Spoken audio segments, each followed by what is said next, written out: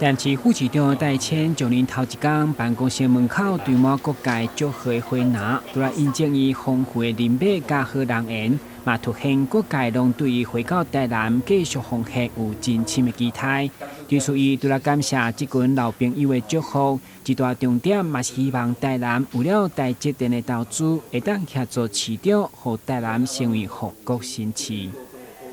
我想，如果办这个台积电呢是护国神山的话，台南市就是护国神市，所以呢，这个往后更多的这个布局，那我想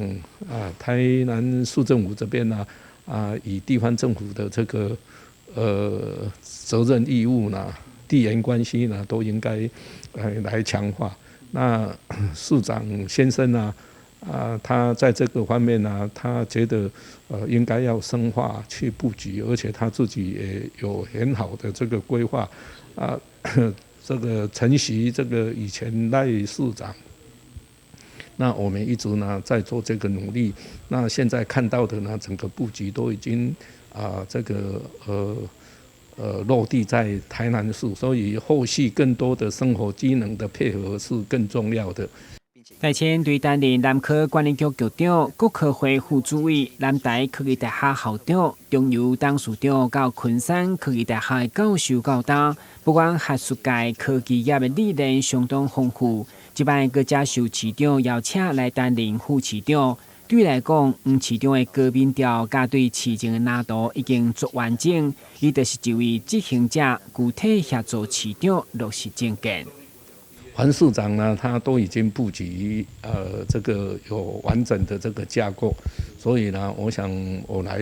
其实过去呢，我也一直在做执行面的这个工作，所以怎么配合市长先生他已经批划好的这个蓝图呢，让它更具体切实的这个落地，这是最重要的。我们台南市现在就以科学园区来看的话呢，已经要到8万个从业这个人口，所以等于我们在这一方面呢，创造了8万个就业机会。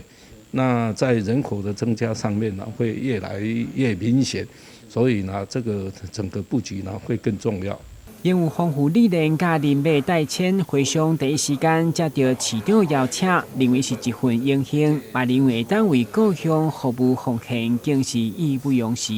台南新闻，郭文吉和乔邦采访报道。